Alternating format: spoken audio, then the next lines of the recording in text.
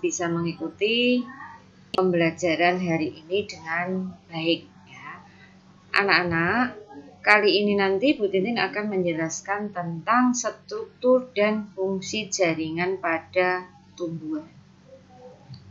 Yang lalu kalian sudah disuruh Bu Titin untuk mempelajari, kemudian juga mengerjakan tugas-tugas. Nah, sampai hari Jumat kemarin masih ada beberapa anak yang belum mengumpulkan tugas. Terus bagaimana itu? Ya. Kemudian di kalian nanti hasil PTS yang akan diterimakan ke orang tua yang kalian nanti bisa lihat, kalau ada yang nilainya masih kosong berarti kalian belum mengumpulkan tugas di situ anak-anak. Ingat ya, tugas itu nanti penentu juga dalam kenaikan kelas. Jadi tolong biar tidak menumpuk tugas kalian, setiap jadwal pelajaran yang sudah diberikan oleh sekolah, semua tugas kamu kerjakan dengan baik ya. Walaupun dalam keadaan kalian di rumah, kalian malah lebih enak mengerjakan dengan santai, dengan tiduran, dengan makan dan seterusnya. Ya, jadi jangan dibuat sebagai beban, santai saja. Toh kalian kemarin yang mengerjakan tugasnya Bu Titin misalkan paling membutuhkan waktu berapa lama itu? Paling kalau kalian bekerjakan 30 menit sudah selesai. Kalian sudah bisa kerjakan untuk materi yang lainnya dan tentunya tidak menyita waktu sehari full ya, waktu yang ada di kalian ya. Ya, sekarang kita mulai ya anak-anak. Di situ ada struktur dan fungsi jaringan tumbuhan. Nah, di sini kalian kemarin sudah mempelajari, kita lihat di sini ya. Standar kompetensi yang harus kalian kerjakan nanti atau yang kalian paham tuh ya, yaitu tentang sistem dalam kehidupan tumbuhan. Memahami sistem dalam kehidupan tumbuhan. Kemudian kompetensi dasar ini adalah mengidentifikasi struktur dan fungsi jaringan tumbuhan. Kalian ingat di sini anak-anak, ada jaringan. Berarti materi ini sudah kalian pelajari pada saat kelas 7. Di sana kalian sudah mempelajari tentang organisasi kehidupan. Di mana organisasi kehidupan itu bagian utama atau struktur yang paling kecil penyusun pada jaringan pada makhluk hidup itu adalah sel. Sel yang sama bentuk dan fungsi nanti akan membentuk jaringan. Jaringan nanti akan membentuk organ. Organ membentuk sistem organ. Sistem membentuk organisme. Nah, di sini yang akan kita bahas di kelas 8, ini khusus jaringan pada tumbuhan. Ya, jelas anak-anak? Struktur pada tumbuhan di situ. Kemudian sekarang kita lihat, ya. Sekarang kita lihat. Di sini kita lanjutkan untuk materi selanjutnya. Kalian buka dulu, kalian baca dulu buku kalian di situ. Nah.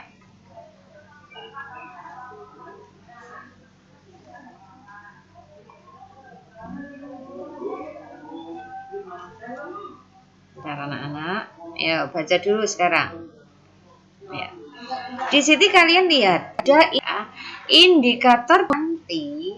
Ya, ada beberapa di situ anak-anak. Ya, sekarang kita lihat indikator dulu yang pertama. Di situ adalah menjelaskan struktur dan fungsi jaringan di akar, batang, dan daun. Kalian harus bisa menunjukkan letak epidermis yang mana, kol atau silinder pusat pada tumbuhan itu yang mana. Kemudian yang ketiga nanti kalian bisa menjelaskan fungsi jaringan tertentu yang dijumpai pada tumbuh-tumbuhan. Jadi materi tersebut yang nanti kalian harus bisa pelajari dari materi itu adalah 1, 2, 3 ini. Ya, ini sebagai indikator pembelajaran. Kemudian anak-anak, sekarang kita macam-macam jaringan pada tumbuhan. 1, di situ ada jaringan meristem. Ya. Jaringan meristem ini adalah jaringan yang selalu aktif membelah. Karena ini merupakan jaringan yang selalu aktif membelah, maka ini berkaitan dengan proses pertumbuhan anak-anak. Ya. Kemudian yang kedua ada jaringan pelindung.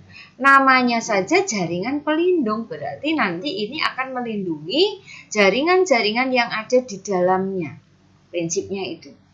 Kemudian yang ketiga ada jaringan pengangkut. Jaringan pengangkut ini pengangkut berarti ini nanti sebagai proses transportasi yang mengangkut sesuatu yang ada pada tumbuhan. Ya, ini ada xilem, ada phloem di situ. Kemudian selanjutnya ada jaringan penyokong yang menyokong tubuh tumbuhan bisa berdiri kokoh. Itu adalah jaringan penyokong. Nanti ada sklerenchyme, ada kolenkim. Kemudian yang kelima nanti ada jaringan dasar. Jaringan dasar ini adalah jaringan yang berada pada seluruh bagian tubuh tumbuhan karena ini sebagai dasar. Jelas anak-anak? Ya. Jadi macam-macam jaringan pada tumbuhan itu ada jaringan meristem, ya, ada jaringan pelindung, ada jaringan pengangkut, ada jaringan penyokong, ada jaringan dasar. Ya. Ya, santai saja kalian mempelajari. Kemudian kita lanjutkan. Di situ ada jaringan pelindung anak-anak. Jaringan pelindung ini disebut sebagai jaringan epidermis. Fungsinya apa? Itu adalah melindungi permukaan tumbuhan. Mengurangi penguapan dengan membentuk lapisan lilin. Satu contoh pada daun. Pada daun yang keras misalnya di situ kalian lihat ada kaktus misalnya. Pada kaktus di situ ada jarum-jarumnya itu ya nak ya. Nah itu adalah termasuk di situ ada jaringan epidermis. Kemudian di situ ada lapisan lilin yang kamu kerok gitu seperti lilin. Nah ini adalah jaringan epidermis di situ. Ya, melindungi permukaan. Nah, lapisan epidermis yang di sini nanti ini bisa bermodifikasi nanti anak-anak berdiferensiasi dengan pengangkut itu terdapat pada akar, batang maupun daun. Nah, jaringan pengangkut ini fungsinya mengangkut ya tumbuhan. Tadi Bu Tintin katakan sebagai sistem transportasi. Ada dua, yaitu phloem dan xilem. Tentunya kalian SD sudah mempelajari ini, kelas 7 juga sudah mempelajari ini. Kalau phloem itu adalah pembuluh tapis, fungsinya adalah untuk mengangkut hasil fotosintesis dari daun ke seluruh tubuh tumbuhan. Sedangkan mineral dari akar ke daun. Nah, bentuk dari berkas pengangkutan atau berkas vaskuler namanya anak-anak ini seperti selang, seperti pralon. Nah, ini bentuknya seperti ini karena di dalamnya ini digunakan sebagai saluran. Kalau xilem nanti membawa air dan garam-garam mineral, kalau phloem nanti membawa hasil fotosintesis. Ya. Jelas ini jaringan pengangkut. Ya, kemudian selanjutnya anak-anak, ini ada penyokong. Tadi Bu Tintin katakan jaringan penyokong. Ini menyokong pada seluruh tubuh tumbuhan. Ada kolenkim, ada sklerenchyme. Ya, ini fungsinya adalah untuk menguatkan tumbuhan, yaitu pada batang, ya. Batang itu kokoh pinggir-pinggirnya itu, ya. Kemudian pada ujung. Kemudian satu contoh lagi pada kelapa anak-anak. Ya, sabut kelapa itu termasuk sklerenchyme ya. Ya, jadi yang kuat adalah sklerenchyme, yang lemah ini adalah kolenkim. Ya. Terus selanjutnya ada jaringan meristem anak-anak. Tadi Bu Tintin katakan jaringan meristem adalah jaringan yang selalu aktif membelah diri. Karena ini adalah jaringan yang selalu membelah, maka kaitannya dengan struktur pigmen tumbuhan, yaitu pada pertumbuhan ini. Ada di mana? Ada di ujung akar, ada di ujung batang anak-anak. Ya, karena ini yang mengalami proses pertumbuhan. Nanti gambar ini akan dijelaskan Bu Tintin di belakang nanti. Ini adalah kaliptra, tudung akar yang melindungi akar pada saat menembus tanah. Kemudian ini ada bagian yang tadi dikatakan sebagai bagian epidermis, apikal meristem, ya, apikal. Ya, bagian ujung yang digunakan untuk berkembang biak atau bertumbuh ya di sini ya. Untuk tumbuh itu ada di sini, ya. Untuk berkembang itu ada di sini, ya. Kemudian sekarang kita lihat jaringan dasar. Jaringan dasar ini disebut sebagai parenkim, anak-anak. Nah, ini disebut sebagai parenkim. Parenkim ini terletak di antara jaringan. Ya, namanya adalah jaringan dasar. Kalau pada daun, jaringan dasar pada daun itu disebut sebagai jaringan mesofil. Di mana jaringan mesofil pada daun itu ada mesofil palisade, ada mesofil spon. Nah, ini kalian bisa melihat. Pada jaringan palisade ini terdapat adanya kloroplas. Karena ini terdapat kloroplas, maka di situ nanti dihasilkan klorofil. Nah, klorofil ini nanti akan digunakan untuk proses fotosintesis. Ini adalah penampang daun. Nanti di belakang akan ada dijelaskan Bu Titin. Tapi intinya begini. Katakanlah tangannya Bu Titin ini adalah daun. Ya, daun. Ini adalah bagian atas, ini bagian bawah. Yang atas ini nanti ada epidermis atas, yang bawah ini ada epidermis bawah. Kemudian ini nanti dipotong secara melintang. Kamu lihat di bawah mikroskop, itu akan kelihatan gambar ini, anak-anak. Nah, ini yang paling atas ini adalah epidermis atas. Di atas epidermis ini terdapat kutikula yang tadi Bu Tintin katakan bisa dalam bentuk selaput lilin, bisa dalam bentuk bulu-bulu tadi, ya. Kemudian di sini di bawahnya ini ada jaringan yang rapat seperti pagar rapat. Ini namanya adalah jaringan tiang atau jaringan palisade. Kemudian di bawah ini ada jaringan seperti di atas itu tetapi longgar, anak-anak. Karena di sini longgar-longgar ini digunakan untuk pertukaran O2 dan CO2.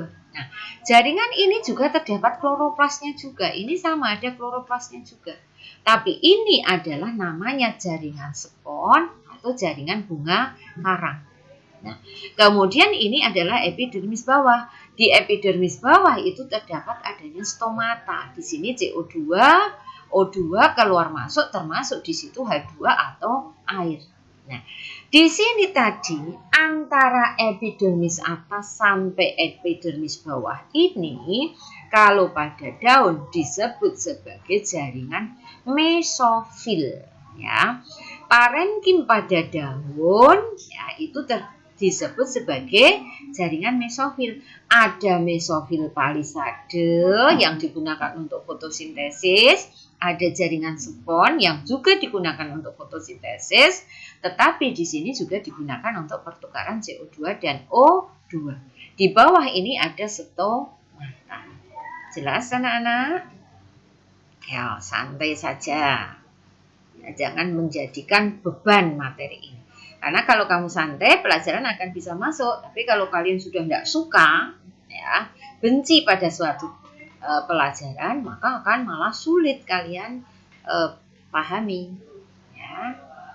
Jelas? Nah, terus Bu Tintin lanjut. Ini kalau kalian perhatikan tadi, di sini berarti kalian sudah ya tadi ya semua jaringan sudah. Sekarang kita lihat pada masing-masing. Masing-masing jaringan pada tumbuhan itu nanti akan membentuk organ, anak-anak. Organ pada tumbuhan itu ada akar, ada batang, ada daun, ada bunga, ada buah, anak-anak. Jelas ya? Jadi kumpulan atau kumpulan dari jaringan yang menyusun pada tubuh tumbuhan itu nanti akan membentuk organ. Terus sekarang kita lanjut. Nah, sekarang kita lihat pada organ akar, anak-anak. Organ akar ini tersusun atas jaringan. Jaringan itu banyak di situ. Sekarang kalian lihat tadi ujung akar ini adalah kalitra atau tudung akar. Di sini terdapat adanya jaringan meristem. Tadi di depan Bu Tintin sudah katakan ya ini ya. Ini ada jaringan meristem. Meristem apikal karena tempatnya di ujung. Kemudian ya satu lagi Bu Tintin tadi belum sampaikan bahwa jaringan meristem selain ada pada ujung akar maupun ujung batang itu terdapat juga pada kambium, anak-anak. Nah, Kambium itu sebagai meristem lateral. Kalau ini adalah ujung. Nah, ini di sini di meristem apikal ini terjadi proses pertumbuhan. Terjadi proses pertumbuhan.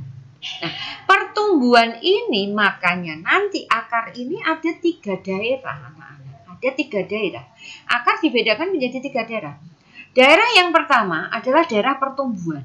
Tadi ada meristem, tadi mengalami pertumbuhan kan di sini. Terjadi pembelahan sel. Ini adalah daerah pertumbuhan. Kemudian di atas daerah pertumbuhan ini ada daerah perpanjangan, anak-anak. Daerah perpanjangan itu adalah hasil dari daerah pertumbuhan. Ini akan mengalami pemanjangan. Nah, kemudian di atas daerah pemanjangan ini ada daerah diferensiasi atau daerah modifikasi, di mana epidermis adalah bagian paling luar ini, anak-anak. Ini epidermis ini adalah bagian luar. Epidermis ini akan bermodifikasi membentuk rambut-rambut akar. Rambut-rambut akar ini nanti digunakan untuk memperluas bidang penyerapan air pada akar, ya. Kemudian bagian-bagian akar ini adalah epidermis, bagian luar adalah epidermis. Di dalamnya ini ada korteks. Kemudian di dalam korteks itu nanti ada endodermis, ya. Endodermis ada di sini nanti. Nah, endodermis ini nanti, ya, ini merupakan sekat atau penghubung antara korteks dengan silinder pusat. Ini adalah silinder pusat atau stel, anak-anak. Nah, di dalam stel ini nanti ada jaringan pengangkut, ada xilem dan floem. Nah, ini bagian protoderm ini adalah tempat pembelahan. Prokambium itu ada di sini, nanti akan mengalami pembelahan di situ, ya. Nah, ini adalah organ akar atau anatomi akar, struktur dan fungsi akar. Jelas? Ya. Jelas, anak-anak? Ya, jadi pada akar di situ ada 3 daerah. Ada daerah pertumbuhan, ada daerah pemanjangan, dan ada daerah diferensiasi. Terus selanjutnya, ini ya, ini adalah bagian akar. Bagian akar tadi kalian sudah jelas bahwa di bawah itu ada apikal meristem.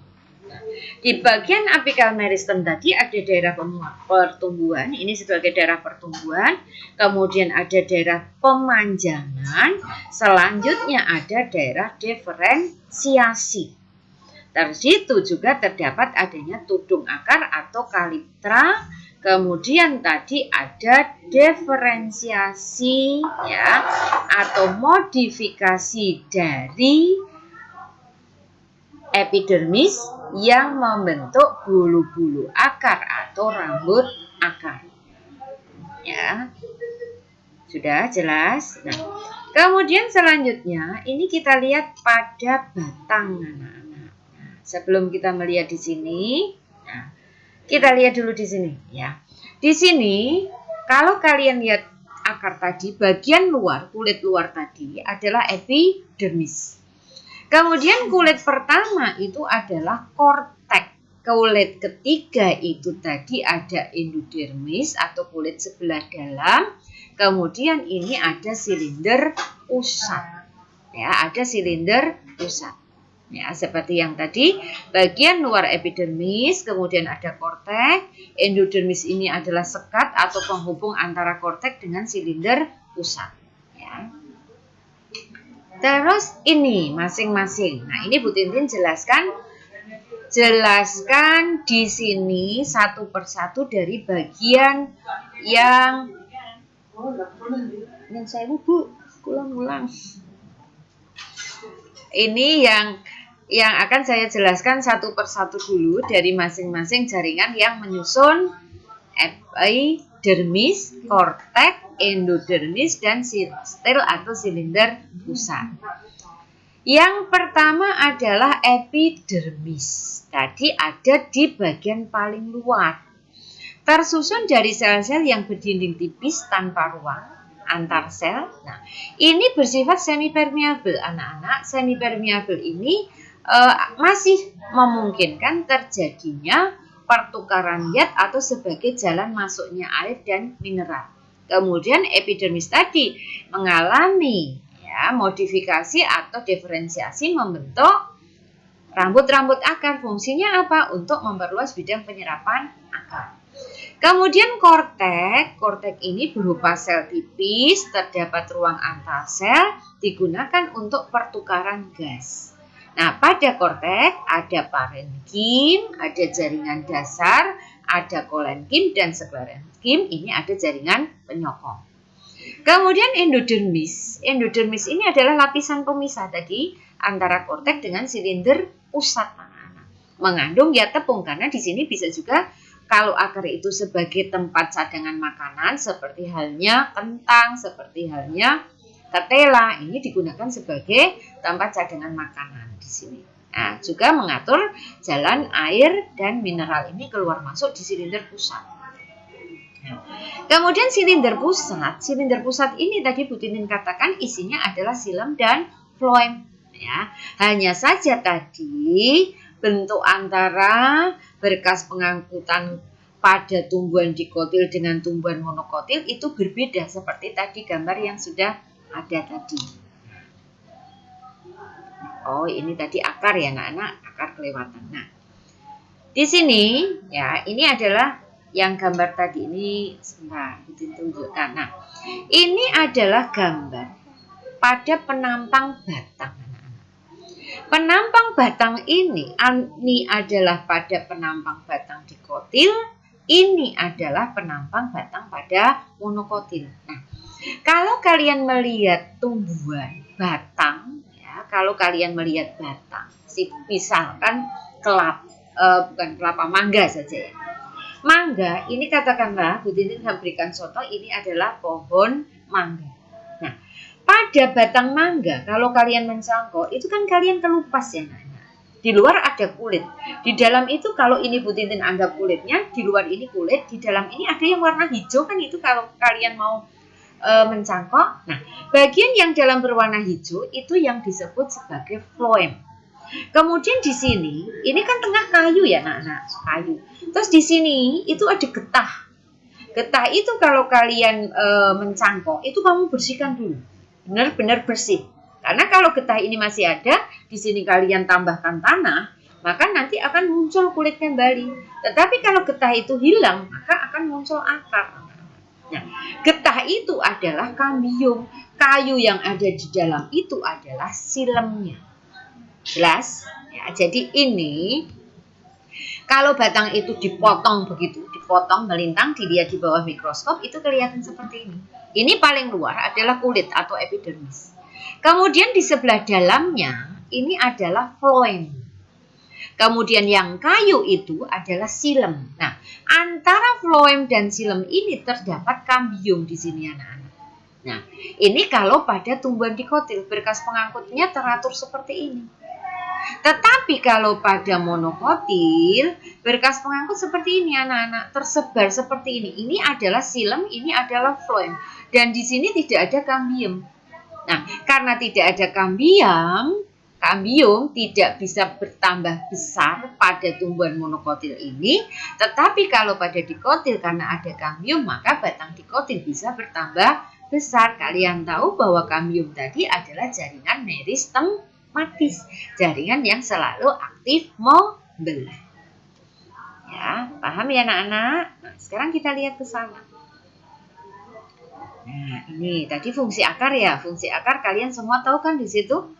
Ya, fungsi akar tadi sebagai alat untuk melekat tumbuhan, penyerap air dan garam mineral, juga digunakan untuk pertukaran udara, sebagai tempat penyimpanan makanan, juga sebagai alat reproduksi ya secara vegetatif. Nah, ini adalah struktur dan fungsi batang. Lihat pada batang. Nah, ini. Batang itu, nah ini kalau diambil di sini, Nah, ini kalau diambil dilihat di bawah mikroskop ini. Nah, di luar ini adalah epidermis. Sebelah dalam ini adalah kortek. Sama kan di situ? Ya, seperti akar tadi. Nah, di sini ini adalah floemnya. Ini adalah floem. Di sini yang warna hijau ini adalah cambium. Kemudian yang di sini itu adalah xilem. Pit itu adalah bagian tengah. Ini pada saat tumbuhan melakukan perkembangan atau pertumbuhan. Jadi lihat ini. Ya. Ini adalah bagian bagian epidermis di luar. Ya, ini kalian bisa melihat. Ini saja yang paling gampang. Nanti kalau di bawah kalian malah bingung. Ya, jelas ya ini ya. Nah, ini kalian bisa melihat. Ini adalah ya floemnya. Ini adalah cambium. Ini adalah xilem. Itu kalau pada batang tumbuhan.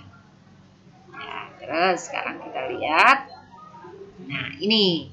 Tadi seperti yang di depan tadi, ini adalah korteks, ya, maaf, ini adalah epidermis, ini adalah korteks, yang ini adalah floemnya, anak-anak. Yang kayu ini adalah xilem, di tengah-tengah ini ada cambiumnya.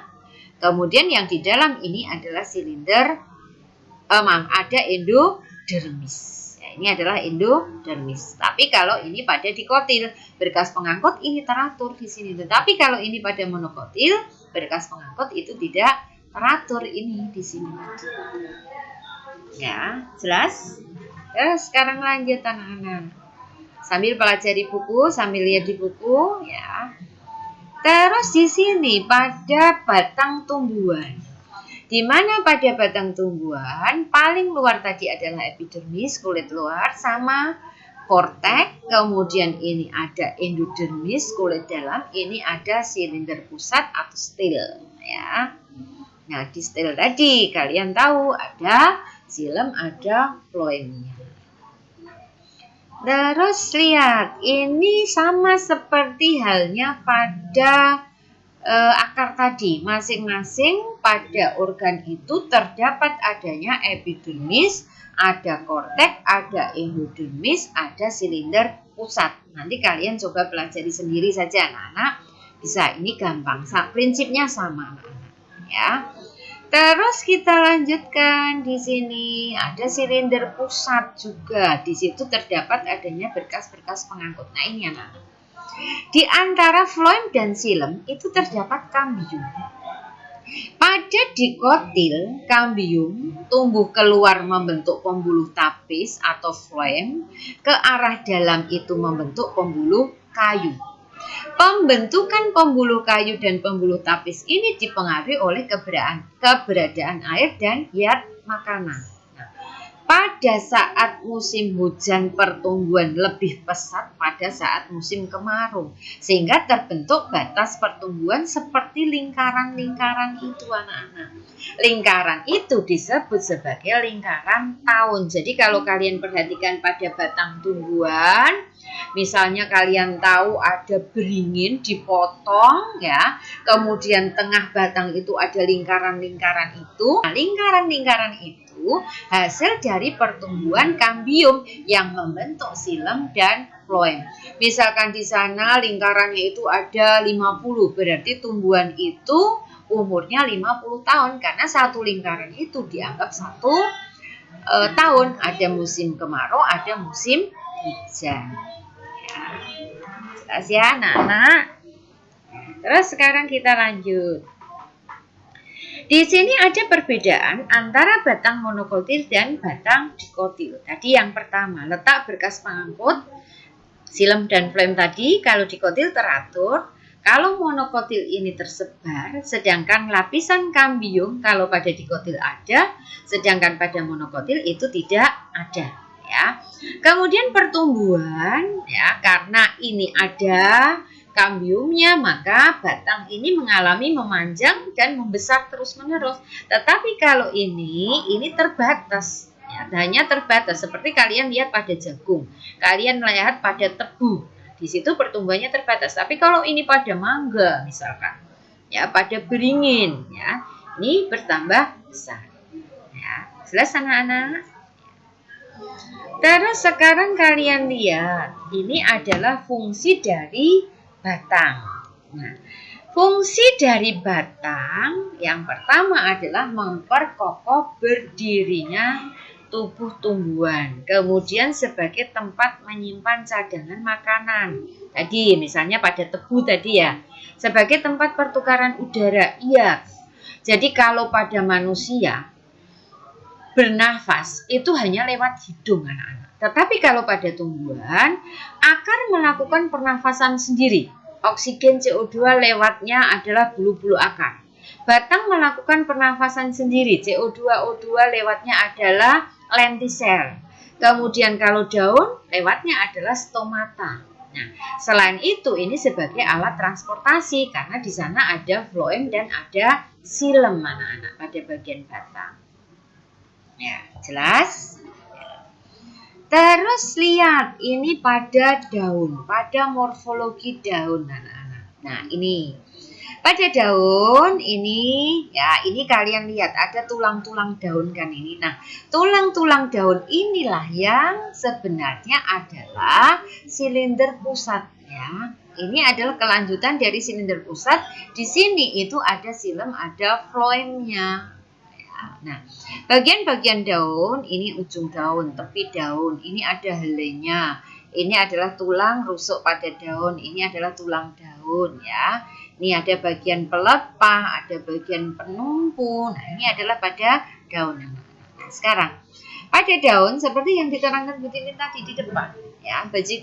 Jadi daun ini, coba perhatikan, jadi daun ini ya. Di sini tadi ini adalah epidermis. Bentuknya merupakan kumpulan sel yang rapat berbentuk seperti pagar. Bukan seperti pagar. Ini adalah bagian epidermis ya. Nah, ini bagian epidermis. Sama halnya dengan di sini, ini adalah bentuknya seperti ini, teratur seperti ini, ada kloroplasnya, ini juga ada kloroplasnya, tetapi ini ada irenkimnya, tempat pertukaran CO2O2, ya. Sama-sama ini digunakan untuk fotosintesis, yang ini tadi adalah palisade, yang ini tadi adalah spon, ya. Ini adalah epidermis bawah, di bawahnya tadi ada stomata, ya. Nah, ini adalah berkas pengangkutnya, nak. Ini ada floem, ini ada xilem. Nah, ini tadi yang daun, epidermis atas, ini epidermis bawah. Ya. Jelas?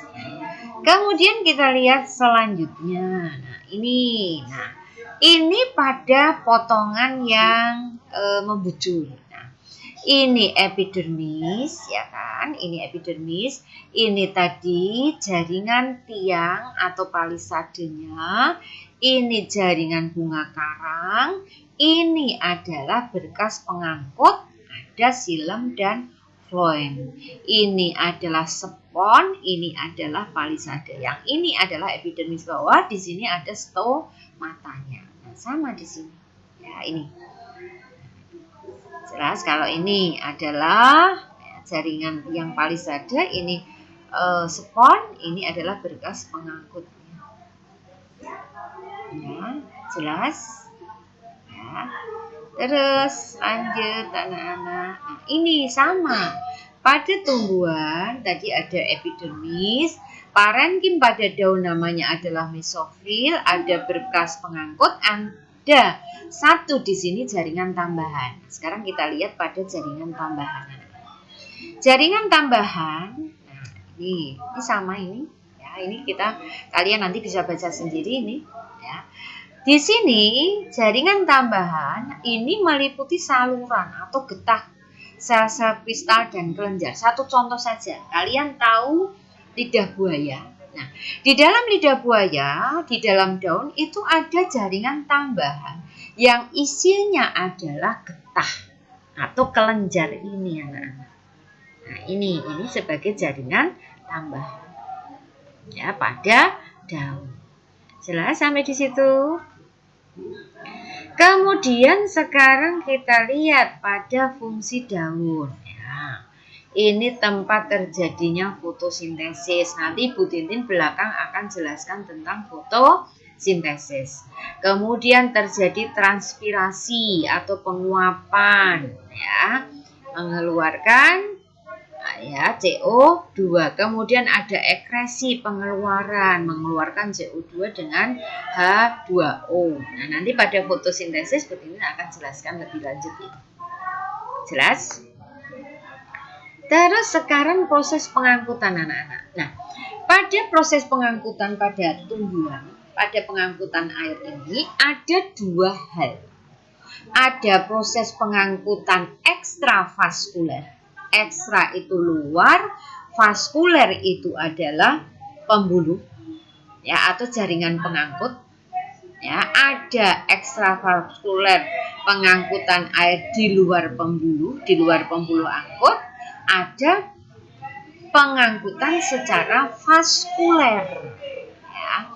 Nah, sekarang kita lihat proses peristiwa masuknya air dari tanah ke jaringan pengangkut. Ini melalui mekanisme osmosis, anak-anak. Osmosis ini adalah perpindahan ya dari kepekatan yang tinggi ke kepekatan yang rendah. Jadi kalau kalian perhatikan air yang ada di dalam tanah itu lebih pekat, anak. Kemudian masuk masuk ke dalam akar pada tumbuhan, ya. Nah, kemudian kepekatan rendah ke kepekatan yang tinggi, osmosis itu. Tapi kalau difusi dari kepekatan yang tinggi ke kepekatan yang rendah, ya. Kemudian air ini akan masuk dari bagian luar sel pembuluh angkut di akar. Nah, ini disebut sebagai ekstravaskuler. Kemudian masuk ke pembuluh angkut. Ini termasuk vaskuler. Yang ini ekstravaskuler, ini yang ke vaskuler. Kemudian masuk ke pembuluh daun. Nah, sekarang perhatikan pelan-pelan. Nah, ini ya. Ini ada yang disebut ekstravaskuler, ada yang vaskuler. Kalian pahami. Yang namanya vaskuler itu adalah pembuluh angkut. Ya, ada silam, ada floem. Nah, sekarang kalian lihat di sini. Ini tanah. Ya, ini di dalam tanah. Nah, di dalam tanah tadi epidermis membentuk bulu-bulu akar, anak-anak. Bulu-bulu akar ini akan mengambil air. Lingkaran-lingkaran ini adalah air, anak-anak. Ini adalah air. Yang warna pink ini adalah air. Nah, air dari dalam tanah ini akan masuk ke bulu-bulu akar. Kemudian akan masuk ke epidermis. Ini dikatakan sebagai ekstravaskuler. Berada di luar pembuluh angkut.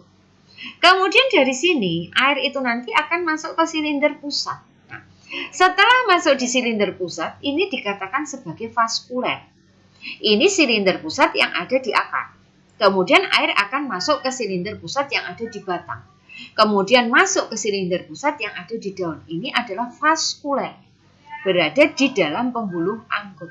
Tetapi yang ini adalah ekstravaskuler. Jadi air dari akar, nah ini dari akar, itu akan menuju ke batang. Di batang akan menuju ke daun. Di daun di sini digunakan untuk proses fotosintesis. Nah, masuknya air dari dalam tanah, masuknya dari dalam tanah ke akar, kemudian ke batang, ke daun. Ini ada 3 faktor anak-anak yang mempengaruhi.